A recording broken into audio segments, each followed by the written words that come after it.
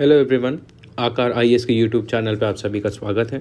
तो इस लेक्चर में हम लोग द हिंदू न्यूज़पेपर के अलग अलग जो एडिटोरियल्स आते हैं उनका एनालिसिस करेंगे। हम देखेंगे कि इन एडिटोरियल्स के माध्यम से अलग अलग जो एग्ज़ाम्स होते हैं, जैसे आपका प्रीलिम्स हो गया, जैसे आपका मेंस हो गया, एंड जैसे अलग अलग आपके एग्ज़ाम्स हो गए, जैसे यूपीएससी हो गया और आपका स्टेट पब्लिक सर्विस एग्ज़ाम हो गया। तो इनके लिए हम एडिटोरियल्स और न्यूज़ से हम कैसे पढ़ सकते हैं, कैसे इन एडिटोरियल्स को समझना है, कैसे इंटरप्रेट करना है। तो मेरा नाम है मृणाल कुमार। आज है 20 दिसंबर, वेडनेसडे। तो चलिए देखते हैं क्या इंपॉर्टेंट एडिटोरियल्स आए हैं। सबसे पहला है इंडियाज़ इथेनॉल कनंड्रम। इंडिया में इथेनॉल का जो प्रोडक्शन है वो मोस्टली आपका शुगर केन से होता है, बट लेटली कुछ इश्यूज़ की वजह से कॉर्न पे स्विच करा जाने की बात हो रही है। तो इसका एनालिसिस किया है। ठीक है, कॉर्न पे अगर हम स्विच करते हैं तो क्या इश्यूज़ हो सकते हैं, क्या पॉसिबिलिटीज़ हो सकती हैं। Taxing HFSS foods and public health imperative. तो ये आपका एक पब्लिक हेल्थ के ऊपर एक आर्टिकल है। ठीक है, about high fat salt and sugar food जो होते हैं, वो काफ़ी अनहेल्दी फूड्स होते हैं, एंड उनको कंट्रोल करने के लिए कैसे टैक्सिंग एक मेथड बन सकता है। उसके बाद आपका अगला आर्टिकल है deep import of article 370 verdict. ये है आपका एडिटोरियल जो अभी रिसेंटली सुप्रीम कोर्ट की रूलिंग आई है, जिसने सुप्रीम कोर्ट ने अपहोल्ड किया है about abrogation of article 370 by the government. तो उसका एक टाइप से एनालिसिस है। तो चलिए हम देखते हैं क्या इंपॉर्टेंट एडिटोरियल्स आए हैं, उनका एनालिसिस समझते हैं। तो ये है आपका सबसे पहला आर्टिकल, इंडियाज़ इथेनॉल कनंड्रम। तो सबसे पहले मैं इसकी रेलेवेंस समझाऊं। रेलेवेंस के लिए देखिए, अगर हम प्री की अगर बात करें तो प्री के लिए देखिए इथेनॉल जो है आपका एग्रीकल्चरल एग्रो प्रोडक्ट है एक टाइप से। ठीक है, एग्रीकल्चरल प्रोडक्ट से बनता है, जैसे शुगर केन हो गया एंड आपका कॉर्न हो गया। तो शुगर केन से रिलेटेड आपको एक टाइप से जोग्राफिकल पर्सपेक्टिव, ठीक है, जोग्राफिकल पर्सपेक्टिव क्या कि कहाँ पे उगाया जाता है, ठीक है, क्या इसको कंडीशन चाहिए, क्या क्लाइमेटिक सॉइल कंडीशन चाहिए, ठीक है, एंड इसका आपका मार्केटिंग हो गया। उसके बाद आपका एक इकोनॉमिक एस्पेक्ट हो गया। इकोनॉमिक एस्पेक्ट में इसका की प्रोसेसिंग कैसे होती है, ठीक है, इसकी मार्केटिंग कैसे होती है, ठीक है, जो आपका पूरा इकोसिस्टम है फार्मर, मिल्स, गवर्नमेंट का, ये कैसे काम करता है, ठीक है, और इंडिया में ट्रेंड्स क्या हैं। तो ये सब आपको शुगर केन और कॉर्न के बारे में प्री के पॉइंट ऑफ व्यू से जानना ज़रूरी है। और अगर हम मेंस की अगर बात करें, मेंस में ये मोस्टली आपका देखिए दो पर्सपेक्टिव से आप इसको देख सकते हैं। एक तो एग्रीकल्चरल पर्सपेक्टिव से, एंड आप इसको एनर्जी पर्सपेक्टिव से भी देख सकते हैं। ठीक है, तो ये आपका पूरा का पूरा GS3 के इकोनॉमी एंड एग्रीकल्चर एंड आपका इंफ्रास्ट्रक्चर, एनर्जी, इस टॉपिक के अंदर आएगा। तो इस पॉइंट ऑफ व्यू से आपको ये वाला आर्टिकल पढ़ने की ज़रूरत है। तो चलिए इसको हम समझते हैं, देखते हैं क्या इंपॉर्टेंट चीज़ें हैं।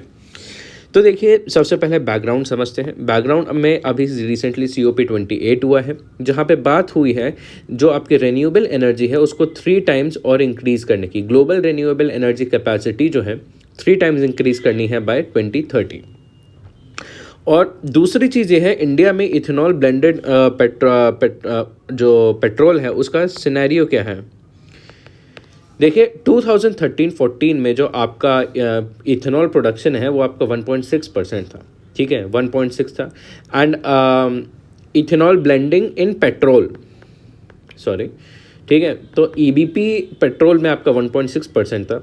2022-23 में बढ़ के ये 11.8 बढ़ गया, और 2025 का ये टारगेट है कि पेट्रोल में 20% जो है आपका इथेनॉल होना चाहिए। ठीक है, और अगर प्रेजेंट की बात करें, प्रेजेंटली इंडिया में क्या सिनेरियो है, हमारे कंट्री में लो शुगर स्टॉक्स हैं। शुगर से आपका इथेनॉल बनने के काफ़ी सारे तरीके हैं, बट फ़िलहाल काफ़ी ज़्यादा एम्फेसिस जो है शुगर से प्रोडक्शन पे दिया जा रहा है। 2022 और 23 में कम है। एंड इंडिया में इस साल जो है शुगर केन का भी प्रोडक्शन काफ़ी ज़्यादा कम है। तो एक टाइप से शुगर केन जो है इससे शुगर बनता है, एंड इसी के साथ फिर आगे आपका इथेनॉल बनता है। ठीक है, तो इन दोनों का प्रोडक्शन और स्टॉक जो है इंडिया में फ़िलहाल कम है। और उसके बाद बात करी है कि ये जो शॉर्टफॉल है शुगर का, इसको कॉम्पनसेट करने के लिए क्या किया है, हम शुगर केन बेस्ड इथेनॉल से हम ग्रेन बेस्ड इथेनॉल की तरफ मूव कर रहे हैं।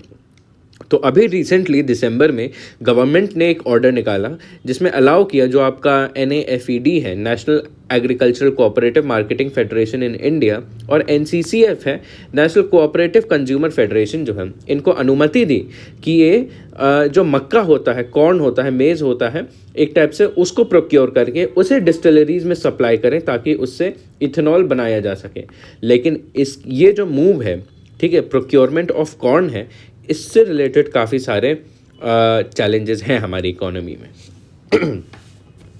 तो अब देखते हैं कि कैसे क्रूड और फूड प्राइसेस का इंटर रिलेटेड होते हैं। ठीक है, तो देखिए इथेनॉल जो है दो तरीके से बनता है। सबसे पहला है शुगर केन, जिसका ब्राज़ील सबसे बड़ा प्रोड्यूसर है, और मक्का हो गया, जो कॉर्न हो गया आपका, जो इसका सबसे बड़ा प्रोड्यूसर है US।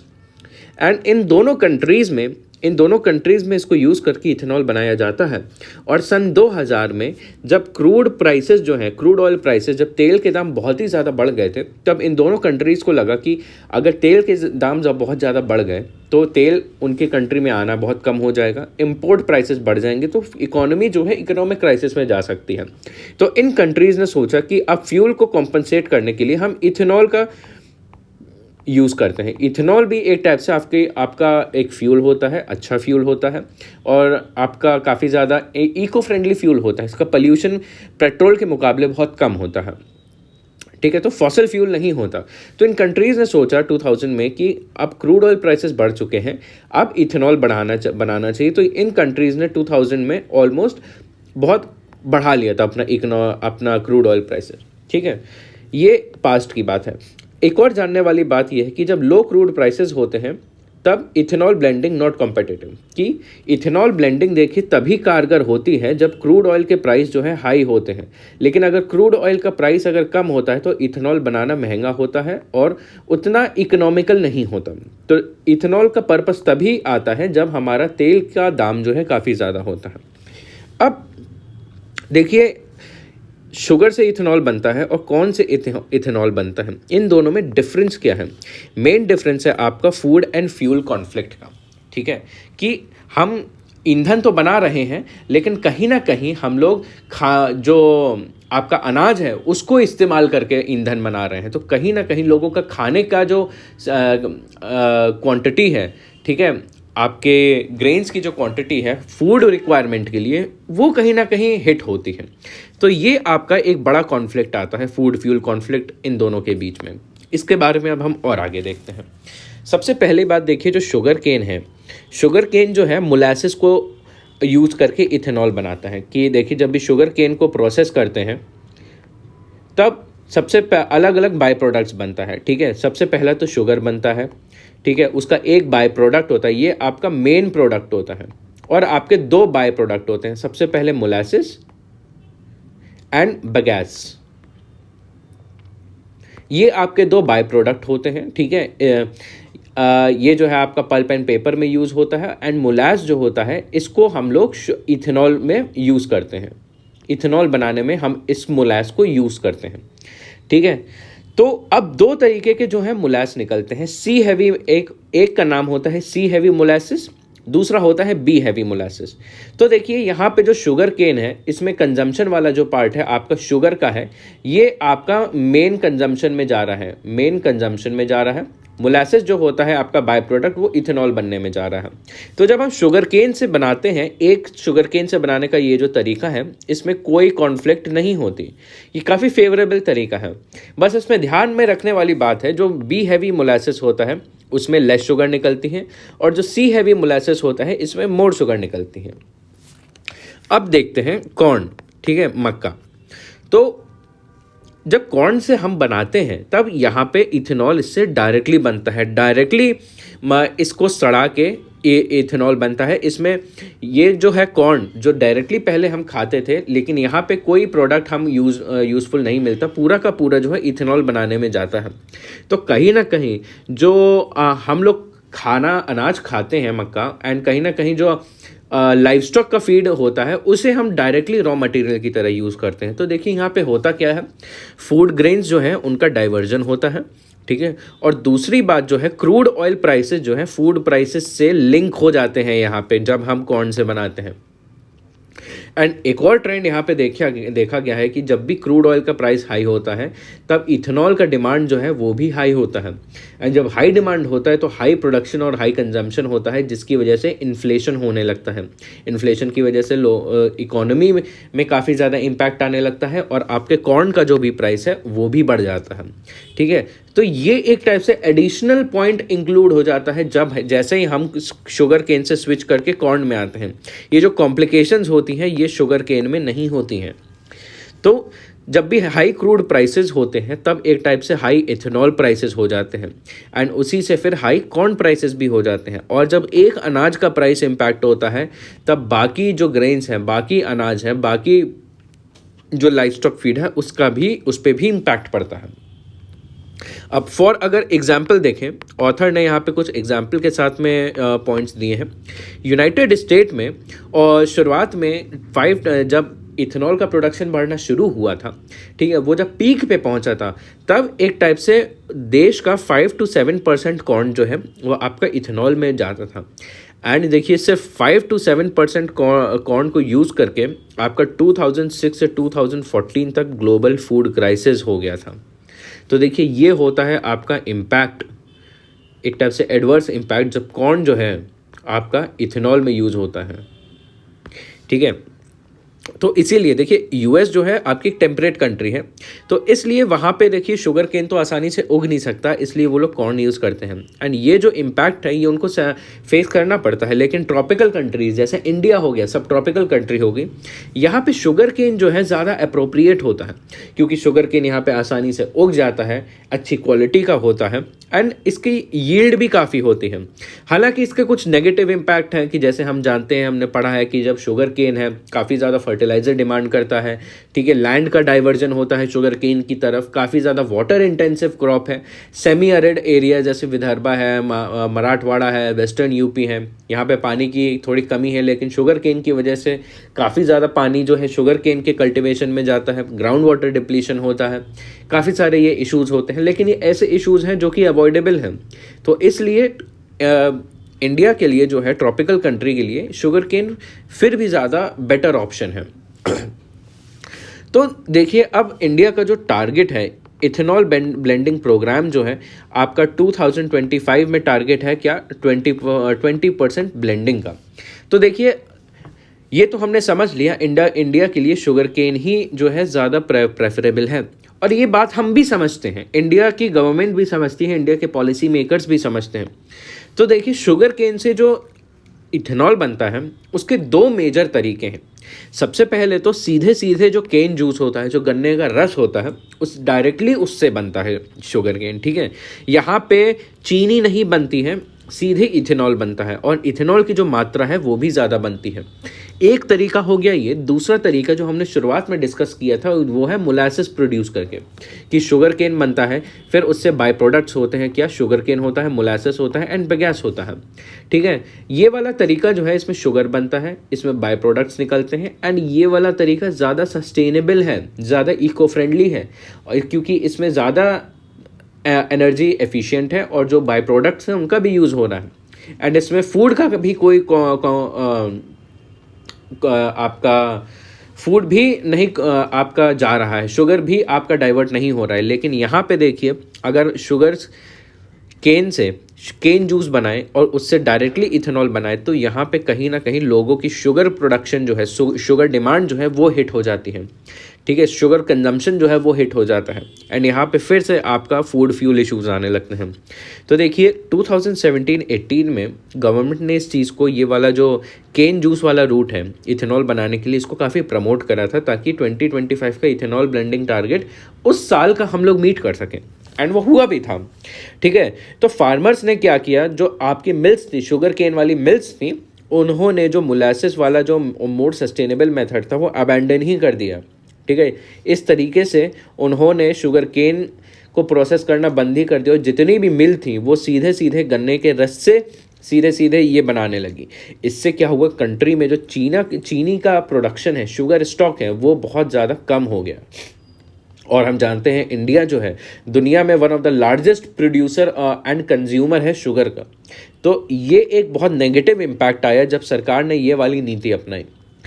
तब अब जाके फिर अभी 7 दिसंबर 2023 में क्या हुआ, सरकार ने एक ऑर्डर जारी किया जिसमें बैन कर दिया गया केन जूस इथेनॉल। ठीक है, ये एक अच्छा स्टेप लिया क्योंकि इससे काफ़ी दिक्कतें आ रही थी।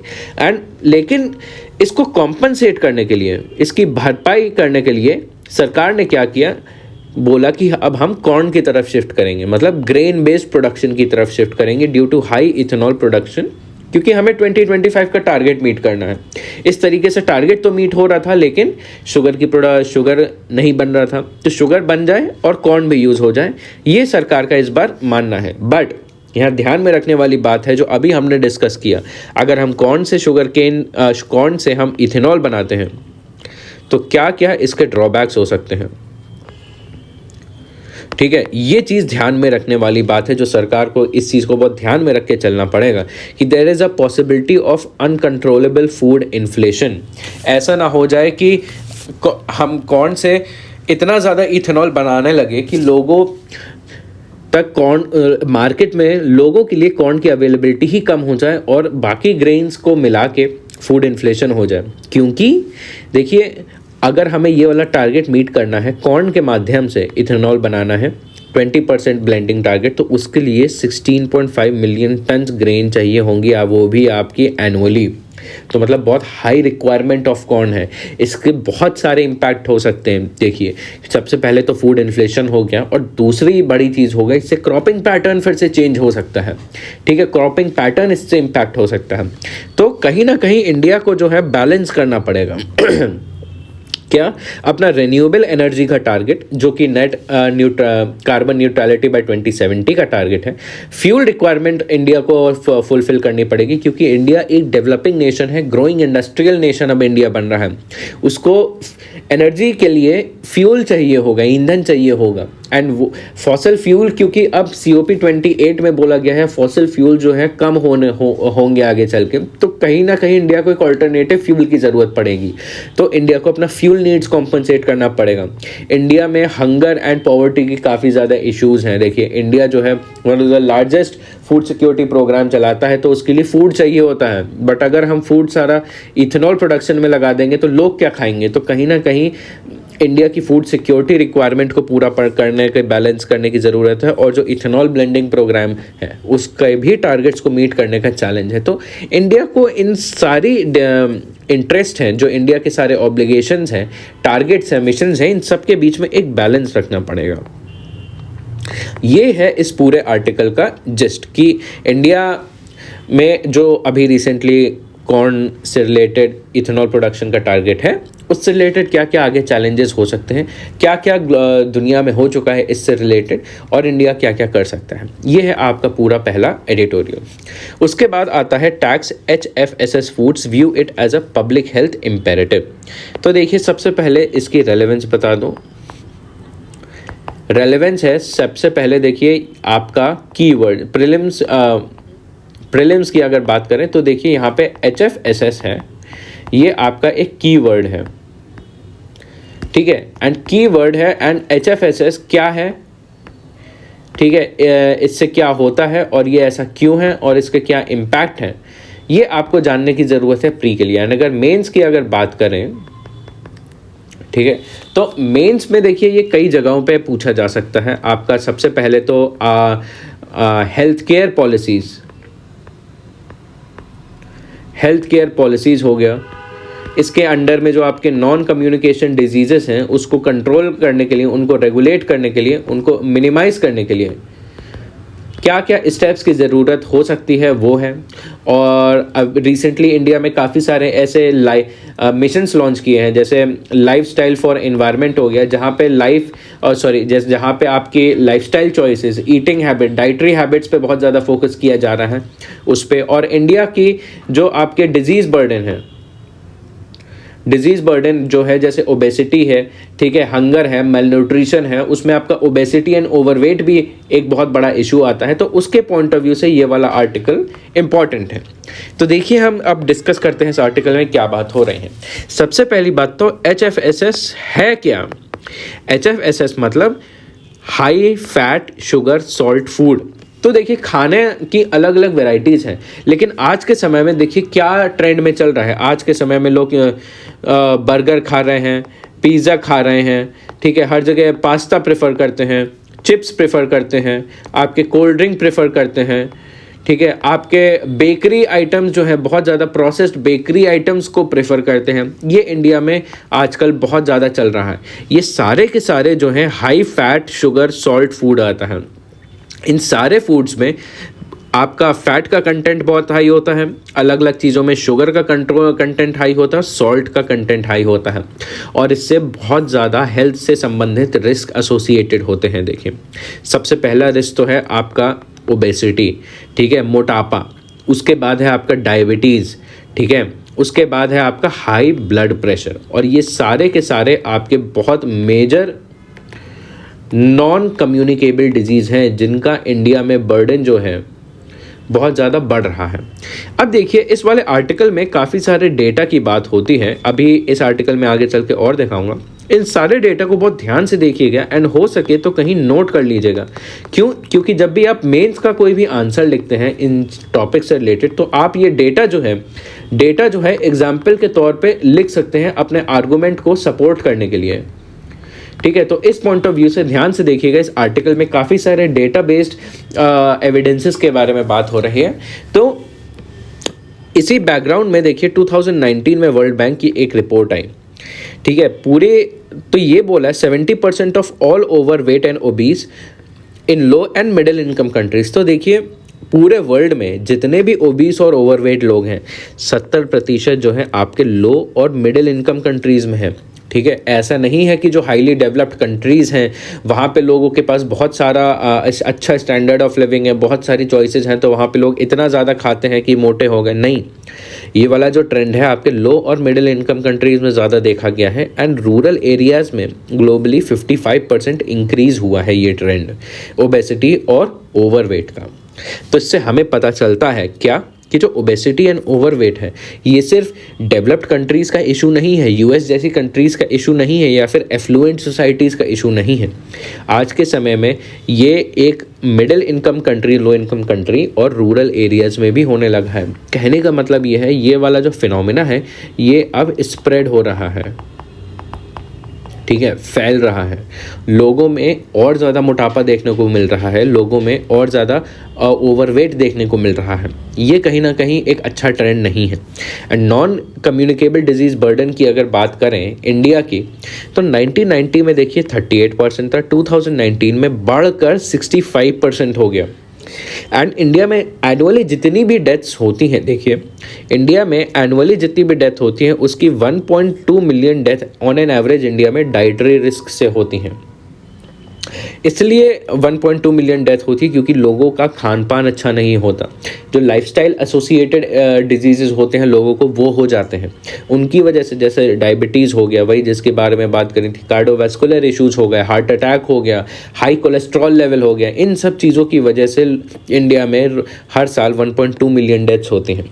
और अगर 2017 की बात करें, सिर्फ लोगों के ये जो फास्ट फूड है, ठीक है, अलग अलग तरीके के फास्ट फूड हैं, इनसे ये ओबेसिटी और डिजीज़ बर्डन ही नहीं होता, इनका इकोनॉमिक इम्पैक्ट भी बहुत ज़्यादा होता है। कि 2017 में ग्लोबली देखिए इससे डील करने के लिए इकोनॉमिक इम्पैक्ट 23 बिलियन हुआ था। एंड 2016 में बोला जा रहा है इसका जो इकोनॉमिक इम्पैक्ट है ये फास्ट फूड का वो 480 बिलियन तक पहुंच सकता है। तो कहीं ना कहीं इतना बड़ा इकोनॉमिक नेगेटिव इम्पैक्ट जो है हो सकता है, इतना रिस्की है। एंड डेटा ये सजेस्ट करता है कि इंडिया के जो लोग हैं अब अपना डाइटरी पैटर्न है, खान पान का जो उनका रूटीन है उसमें चेंज हो रहा है। जो चॉइसेस हैं लोगों की ट्रेडिशनल खाने की वो बदल रही हैं। कैसे बदल रही हैं देखते हैं। सबसे पहले बात तो जो इंडिया में अल्ट्रा प्रोसेस्ड फूड सेक्टर है, ठीक है, उसमें बहुत ज़्यादा बढ़ोतरी हुई है। 2011 से 21 तक इस फूड सेक्टर में 13.4% की ग्रोथ हुई है। हाँ, ये इकोनॉमी के लिए बहुत अच्छा है क्योंकि इसमें एग्रीकल्चरल सप्लाई चेन बन रही है, मैन्युफैक्चरिंग सप्लाई चेन बन रही है, इंपोर्ट एक्सपोर्ट और बढ़ रहा है, लोगों को एम्प्लॉयमेंट मिल रहा है, लोगों की वेज बढ़ रही है, स्टैंडर्ड ऑफ लिविंग बढ़ रहा है। बट लेकिन इनके जो कंज्यूमर्स हैं, ये ग्रोथ क्यों हो रही है? क्योंकि इसकी डिमांड जो है बहुत ज़्यादा बढ़ रही है। ठीक है, जब डिमांड फास्ट फूड की ज़्यादा बढ़ेगी, लोग ज़्यादा खाएंगे, तो लोगों को ज़्यादा तकलीफ़ें भी होंगी। तो ये एक डेटा है जो ये सपोर्ट करता है। और इंडिया जो है largest consumer and producer of sugar रहा है आपका 2022 में। और आपका जो 50 to 60% edible sugar, salt, fat जो है वो आपका फूड इंडस्ट्री यूज़ करती है। फूड इंडस्ट्री यूज़ करती है ये वाली, ठीक है, ये वाली इंडस्ट्री जो है 50-60% आपके इन चीज़ों को यूज़ करती है जो कि बॉडी के लिए अच्छे नहीं होते। और इंडिया में जो आपका स्नैक्स और सॉफ्ट ड्रिंक्स की सेल है वो ऑलमोस्ट 3 टाइम्स बढ़ गई है टू 30 बिलियन। तो इन सब से दिखता है कि इंडिया में काफ़ी मेजर हेल्थ रिस्क बढ़ रहा है आपका डाइटरी हैबिट्स को लेके। तो क्या तरीके हो सकते हैं कि हम इनको टैकल करें? ये जो high fat, sugar, salt and sugar content वाले जो फूड हैं, इनको कैसे कंट्रोल किया जाए कि लोग इनको कम कंज्यूम करें और लोग हेल्दी रहें? इसका एक तरीका है फिस्कल पॉलिसी को यूज़ करके। फिस्कल पॉलिसी जो सरकार जो है अपनी अलग अलग पॉलिसी यूज़ करती है, जैसे टैक्सेस हो गई, सब्सिडीज़ हो गया, ठीक है, एग्जेम्पशंस हो गया, ये सब। तो एक तरीका बताया जा रहा है क्या कि इन तरीके के फूड्स को टैक्स किया जाए। ठीक है, आपके जो बर्गर खा रहे हैं, जो पिज़्ज़ा खा रहे हैं, इस पे ज़्यादा टैक्स कर दिया जाए, इसको ज़्यादा महंगा बना दिया जाए। क्यों? क्योंकि अगर ये ज़्यादा होगा, इसका दाम ज़्यादा होगा, तो लोग इनको कम कंज्यूम करेंगे। ठीक है, it reduces the consumption of commodity. और देखिए, देखा गया है कि जो SSBs होते हैं, शुगर स्वीटेंड बेवरेजेस होते हैं, जैसे आपकी पेप्सी हो गई, थम्स अप हो गए, या अलग अलग प्रोसेस्ड फूड हो गए, प्रोसेस्ड बेवरेजेस हो गई, उन पे टैक्स लगाना जनरली कॉमन है। ठीक है, उन पे ज़्यादा टैक्स लगता है। लेकिन जो HFSS है, अभी तक इन पे बहुत ज़्यादा टैक्स नहीं लगा है। तो एक पोटेंशियल एरिया है जहाँ पे और टैक्सेशन किया जा सकता है, एक पॉजिटिव गुड के लिए। ठीक है, और अब आज के समय में देखा जाए तो काफ़ी सारे देश, यूरोपियन देश जैसे डेनमार्क, फ्रांस, हंगरी और जैसे मेक्सिको, इन्होंने एक अलग से HFSS के लिए टैक्स बना दिया है। जैसे अगर कोलंबिया की बात करें तो कोलंबिया में जंक फूड लॉ है एक, जो कि आपका HFSS को टारगेट करता है। और केरला में भी इस चीज़ को लेके इनिशिएटिव लग करा गया था 2016 में, जिसमें इसको नाम दिया था फैट टैक्स। जिस भी खाने की चीज़ में बहुत ज़्यादा फैट का कंटेंट है, उस पर ज़्यादा टैक्सेशन किया जाए 2016 में। हालांकि GST के आने के बाद, 2017 में GST के आने के बाद, ये वाला टैक्स उसी में इंक्लूड हो गया। तो अब यहाँ बात करते हैं कि क्यों टैक्स करा जाना चाहिए, क्या रीजंस हैं। कि देखिए, जो HFSS है, ये जो इतने फास्ट फूड्स हैं, इनके कुछ नेगेटिव एक्सटर्नैलिटीज़ हैं, इनके कुछ नेगेटिव इम्पैक्ट्स हैं, इनडायरेक्ट इम्पैक्ट्स हैं। एक्सटर्नैलिटीज़ है नेगेटिव और इंटरनैलिटीज़ है नेगेटिव। क्या क्या है? सबसे पहला तो आपका आता है हेल्थ केयर कॉस्ट। ठीक है, हेल्थ केयर कॉस्ट कैसे? Cost imposed on society and health care expenditure. देखिए, HFSS की वजह से जो लोगों में दिक्कतें आती है, डायबिटीज़ होता है, शुगर होता है, ठीक है, ब्लड प्रेशर होता है, इसको सही करवाने के लिए कहाँ जाते हैं? अस्पताल में जाते हैं। और जो उसका खर्चा होता है, उसका खर्चा भी समाज ही उठाती है। अब आप सोच रहे होंगे समाज कैसे उठाती है? तो देखिए, लोग जो हैं आज के समय में, सरकार हेल्थ इंश्योरेंस की स्कीमें चला रही होती हैं, जैसे आपकी आयुष्मान भारत हो गई। तो मान लीजिए अब लोगों की खाने पीने का पैटर्न अच्छा नहीं है, बहुत भारी मात्रा में लोगों को ओबेसिटी हो रही है, खाने की वजह से तकलीफ़ें हो रही हैं, तो बहुत भारी मात्रा में सब लोग जो है अपना हॉस्पिटल जाएंगे। ठीक है, और उनका जो एक्सपेंडिचर होगा वो हेल्थ इंश्योरेंस के अंडर में आएगा। ठीक है, हेल्थ इंश्योरेंस के अंडर में आएगा तो वो पूरा का पूरा आयुष्मान भारत योजना उठाएगा। और यहाँ पे भी पैसा दे कौन रहा है? टैक्स पेयर दे रहा है, सोसाइटी ही पे कर रही है। तो कहीं ना कहीं सोसाइटी एक जो दो चीज़ें हैं, खाना तो गलत खा ही रही है, उसका हेल्थ पे भी बुरा इम्पैक्ट पड़ रहा है, सेहत भी ख़राब हो रही है, एंड जो टैक्स दे रहे हैं वो भी इसी चीज़ में घूम फिर के जा रहा है। तो कहीं ना कहीं एक प्रोडक्टिव चीज़ नहीं है। तो इसका एक रीज़न तो ये है, दूसरा रीज़न ये है ताकि इसके माध्यम से सोशल बर्डन कम किया जा सके और दूसरी कंट्री से हम सीख भी सकें।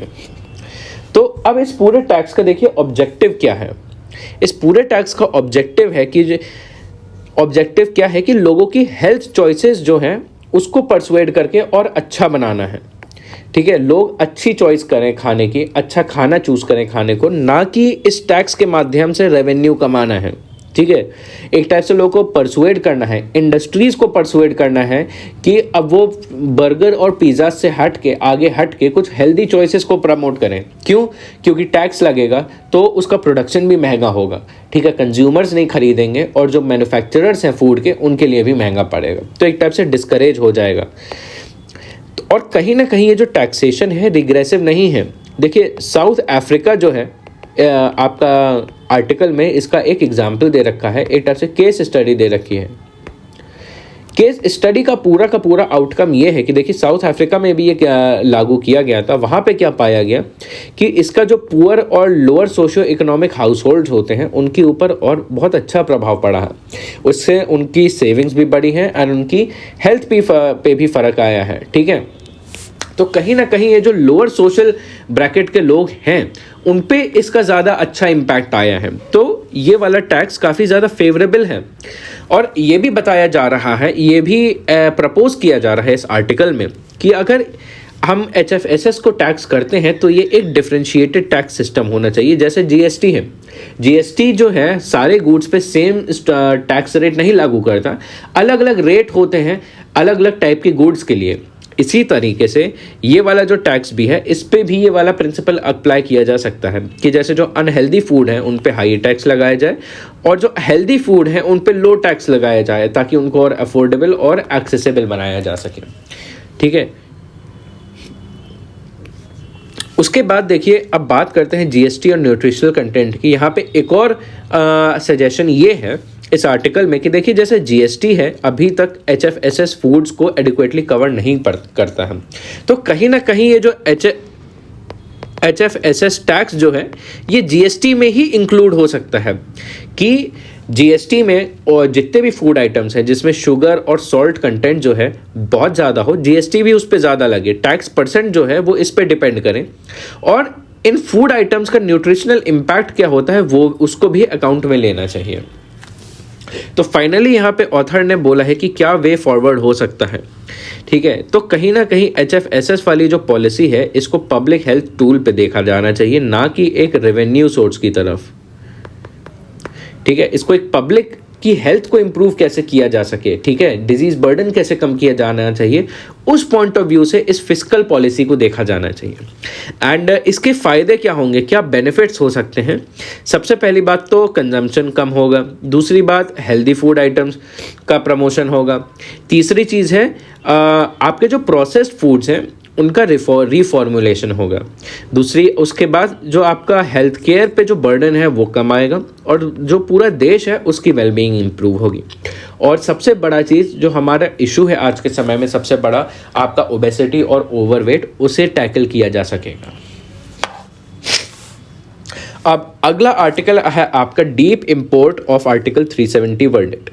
तो अगर इसकी रेलेवेंस की अगर बात करें तो रेलेवेंस में देखिए आपका ये वाला जो पर्टिकुलर एडिटोरियल है ये काफ़ी ज़्यादा मेंस ओरिएंटेड आपका आर्टिकल है, specially in GS2 in polity.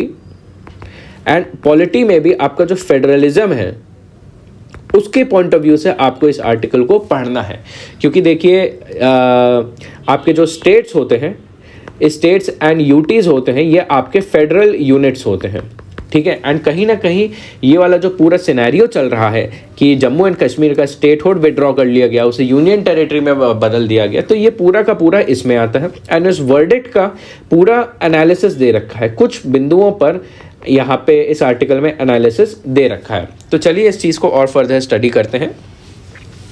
तो बैकग्राउंड मैं बता ही चुका हूँ, इसका बैकग्राउंड आपका आर्टिकल 370 का विड्रॉल एंड जो अभी सुप्रीम कोर्ट का वर्डिक्ट आया था उसके ऊपर है, जहाँ पे सुप्रीम कोर्ट ने स्टेटस ऑफ यूनियन टेरिटरी को अपहोल्ड किया। ठीक है, तो जब हम बात करते हैं इस सुप्रीम कोर्ट के वर्डिक्ट के बारे में, जनरली देखिए यहाँ पे किन टॉपिक्स के ऊपर डिस्कशन होता है। We talk about rights of states against union, ठीक है, क्योंकि स्टेट का स्टेटहुड के प्रति एक राइट है, ठीक है, थोड़ा बहुत ऑटोनॉमी की तरफ राइट है, लेकिन यूनियन जो है उसको वायलेट करके उसे विड्रॉ कर रहा है, ठीक है। डिस्कशन है अबाउट स्टेटहुड एंड डिवीजन, ठीक है। उसके बाद है extent of powers again towards president rule. तो ये वाले जो डिस्कशन है ये अभी तक एक टाइप से जनरल डिस्कशंस पूरे समय अब उसके बाद से हो रहे हैं, लेकिन कुछ ऐसी चीज़ें हैं जिनको कम डिस्कस किया गया है। क्या क्या चीज़ें कम डिस्कस किया गया है उन्हीं को हम इस वाले आर्टिकल में डिस्कस करेंगे। देखिए पहली चीज़ ये है अबाउट सुप्रीम कोर्ट के इस वर्डिक्ट का लद्दाख जम्मू कश्मीर पे इम्पैक्ट क्या पड़ा है ग्रास रूट लेवल पे, वहाँ के जो मूल निवासी हैं उनका क्या सोचना है, ठीक है। दूसरा डिस्कशन ये है कि कोर्ट्स जो हैं अपने तरीके से पीस और सिक्योरिटी को कैसे इंटरप्रेट करते हैं, कैसे समझते हैं, ठीक है। तीसरा इम्पैक्ट है impact overall impact of on democracy of India. तो यहाँ पे अब हम अगर पहले पॉइंट को थोड़ा एनालाइज करें तो पीपल आर, यहाँ पे पाया गया है, ऑथर का कहना है people are largely silent on this and some are happy and some are not.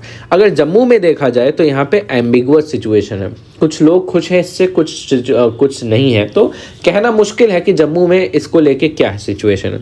अगर कारगिल की बात करें कारगिल जो है इस चीज़ से काफ़ी ज़्यादा अनहैप्पी है, क्योंकि देखिए वहाँ पे मेजॉरिटी जो है शिया पॉपुलेशन है और जो शिया पॉपुलेशन है वो वैली के साथ अपने टाइज मेंटेन करना चाह रहा है, लेकिन अब वो नहीं कर पाएगा क्योंकि अब वो पूरा का पूरा एक स्टेट में नहीं आता, डिवाइड हो चुका है।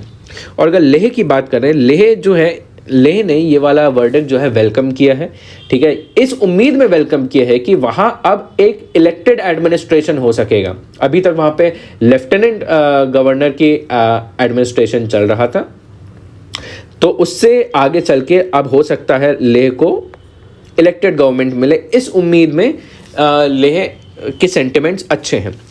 अब कश्मीर की अगर बात करें कि वैली कश्मीर पे क्या इम्पैक्ट पड़ा है, तो देखिए वहाँ पे reinforcement of belief that Kashmiris are resented by rest of India and their voice is silent. वहाँ पे जो पूरा एटमॉस्फेयर है अमंग पब्लिक, लोगों के बीच में ऐसी फीलिंग है, वहाँ के लोगों को ऐसा महसूस होता है कि कश्मीरियों को पूरा इंडिया जो है रिजेंट करता है एंड कश्मीरियों की वॉइस जो है साइलेंस करना चाह रहे हैं। क्यों?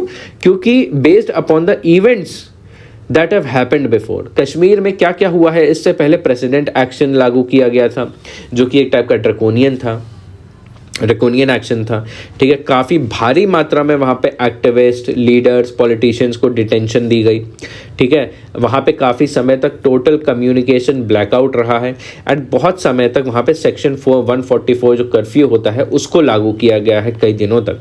तो कश्मीर में जो लोग हैं सीधे सीधे उनके जो फ्रीडम है उस पर इम्पैक्ट हुआ है। तो सुप्रीम कोर्ट ने भी अब आर्टिकल 370 अपहोल्ड किया है, तो इस चीज़ से कश्मीरी जो है थोड़ा नाखुश है। दीज थिंग्स और ये वाले जितने भी पॉइंट्स हैं जो अभी जजमेंट हुआ था, जजमेंट की समरी आई, उसमें इन सब का कोई जिक्र नहीं था। ये सारे रीजंस हैं जिससे कश्मीरियों का ऐसा बिलीफ है। दूसरे पॉइंट की बात करें, the nature of action by administration was not recognised by जजेस and focused more on security threat. तो एडमिनिस्ट्रेशन ने जो ये जितने भी एक्शन लिए वहाँ पे पीस एंड सिक्योरिटी बनाए रखने के लिए, वहाँ पे स्टेबिलिटी लाने के लिए, तो जो जजेस हैं उन्होंने इस चीज़ को काफ़ी लार्जली ओवरलुक किया एंड कश्मीर को बेसिकली सिक्योरिटी थ्रेट के पर्सपेक्टिव से देखा एंड उस पर्सपेक्टिव से ही यहाँ पे फिर जजमेंट जो है पास किया गया, ठीक है। तो कहीं ना कहीं ये एक नैरो व्यू ऑथर कहते हैं एंड बोला है कि ये नैरो व्यू काफ़ी ज़्यादा डेंजरस है। क्यों? क्योंकि इस चीज़ को अगर इग्नोर किया है तो आगे चल के it will allow for the unwarranted arrest of politicians, activist on charge of sedition and unlawful acts. अगर इस चीज़ को जजमेंट ने नहीं फोकस किया है तो इससे जो एग्जीक्यूटिव एजेंसीज हैं उनको और फ्री हैंड मिल जाएगा कि और फर्दर डिटेंशन करें, ठीक है, और फर्दर लोगों को जेल करें under sedition and unlawful act. And कहीं ना कहीं जो आपके डेवलपमेंटल इश्यूज हैं इनके ऊपर कोई डिस्कशन नहीं हुआ। एंड जो आपके सिक्योरिटी कंसर्न्स हैं, इंटरनल एक्सटर्नल कॉन्फ्लिक्ट है, जैसे पुलवामा अटैक हुआ था, इन सारी चीज़ों के ऊपर बहुत ज़्यादा फोकस में नहीं डिस्कशन हुआ। उसके बाद यहाँ पे बात आती है rising violence and violation of rights in Jammu and Kashmir. तो देखिए यहाँ पे कोर्ट ने रिकॉग्नाइज तो किया about human right abuses, but data दिखाता है कि वायलेंस जो है कश्मीर में अब फिर से थोड़ा राइज पे बहुत स्लोली अब राइज कर रहा है। तो यहाँ पे बोला है कि ये ट्रेंड ना होने पाए, इसके लिए हम पास्ट से कुछ सीख सकते हैं। देखिए, जब अटल बिहारी वाजपेयी जी की गवर्नमेंट थी, जब मनमोहन सिंह जी की गवर्नमेंट थी, तो यहाँ पे कश्मीर में पीस एंड स्टेबिलिटी लाने की एक पॉलिसी थी, ठीक है। और उसके कुछ इंपॉर्टेंट चीज़ें ये थी कि वहाँ पे डेमोक्रेटिक प्रैक्टिसेस और इम्प्रूव होंगी एंड पाकिस्तान के साथ पीस टॉक्स होंगी, ठीक है। तो ये ऑथर ने सजेस्ट किया है कि जो आज के समय में फिर से वायलेंस बढ़ रहा है उसको कंट्रोल करने के लिए ये अप्रोच एक अभी भी लागू हो सकती है। एंड यहाँ पे अभी रिसेंटली जस्टिस कौल ने सजेशन दिया था कि इसको जो कश्मीर में वायलेंस हुआ है, ह्यूमन राइट वायलेशन हुआ है, उसके लिए एक truth and reconciliation commission form होना चाहिए, ठीक है। और प्रेजेंटली अगर बात करें तो कश्मीर में कोई भी तरीका नहीं है फॉर द पीस प्रोसेस। अगर कोई डिस्कशन करना है, कोई कॉन्फ्रेंस करना है about among different parties stakeholders for establishing peace, तो उसका कोई प्रोसेस अभी तक नहीं है इन JNK। एंड इसका ये रिस्क है, ठीक है, risk of alienation with in the valley after the verdict, ठीक है। तो इस वर्डिक्ट के बाद, सुप्रीम कोर्ट के वर्डिक्ट के बाद इस चीज़ का ये कहा जा रहा है कि वहाँ पे लोग जो है और एलियनेटेड फील कर सकते हैं। तो देखिए, अब यहाँ पे बात करी है कि जो सुप्रीम कोर्ट का वर्डिक्ट है उसका एनालिसिस बताया एंड एसोसिएटेड रिस्क बताया, रिस्क एंड वार्निंग ऑथर ने इस संबंध में दी है। तो यहाँ पे फिर बात किया है कि यहाँ पे क्या ब्लूप्रिंट हो सकता है एक सल्यूशन का। तो यहाँ पे बस एक सजेशन दिया है, suggestion based on what, based on the earlier peace process. ये जो हमने डिस्कस किया था, ये वाला जो पार्ट डिस्कस किया था, इसी के बेसिस पे हमें एक नया ब्लूप्रिंट बनाने की ज़रूरत है, ठीक है, जिसमें एक नया पीस प्रोसेस इस्टेब्लिश होना चाहिए, नया एक डिस्कशन का फ्रेमवर्क इस्टेब्लिश होना चाहिए। और स्टेटहुड जो है जम्मू कश्मीर का, वो उसको रिस्टोर कर देना चाहिए, साथ ही साथ लोगों का जो फ्रीडम ऑफ एक्सप्रेशन है, ठीक है। और इसी के साथ गवर्नमेंट को प्रिपेयर होना चाहिए कि लोगों में जो गुस्सा रहा है, अभी तक गुस्सा भरा है कश्मीरियों में, ठीक है, उसको फेस कर सकें एंड कहीं ना कहीं खुद एक एंगर से ना रिस्पॉन्स करके, एक एंग्री रिस्पॉन्स या रिप्रेशन करके ना रिस्पॉन्ड करके, कंपैशन के साथ उन लोगों को डील किया जाए, ठीक है। इसके बाद और सजेशन क्या बताए हैं कि भाई वहाँ पे डिसआर्मामेंट किया जा सकता है ऑफ आर्म्ड ग्रुप, ठीक है, डीमिलिटराइजेशन किया जाना चाहिए उस पूरे एरिया का, उस जगह पे सॉफ्ट बॉर्डर इस्टेब्लिश किया जाना चाहिए and autonomy for both Jammu and Kashmir करना चाहिए एंड कहीं ना कहीं joint development of whole region. तो देखिए, ये पूरा जो आर्टिकल है इसकी रेलेवेंस अगर फिर से हम रिफ्लेक्ट करें तो ये GS2 के लिए तो है ही। मैंने आपको बताया कि फेडरलिज्म इन GS2, लेकिन फर्दर इस टॉपिक में आप अगर ध्यान से देखें तो आपका जो GS3 है, आपका इंटरनल सिक्योरिटी,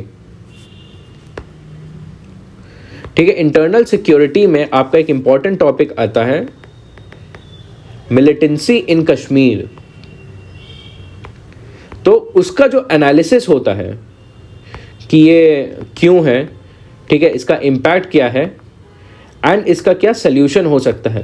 तो अब सल्यूशन में अगर हम किसी रोड मैप की अगर बात करें, रोड मैप पूरा का पूरा ये वाला आपका एडिटोरियल जो है प्रोवाइड करता है। तो ये आपका जो मेंस आंसर राइटिंग है, मेंस आंसर राइटिंग के पॉइंट ऑफ व्यू से आपके पास अच्छे पॉइंट्स इस आर्टिकल के माध्यम से आ सकते हैं।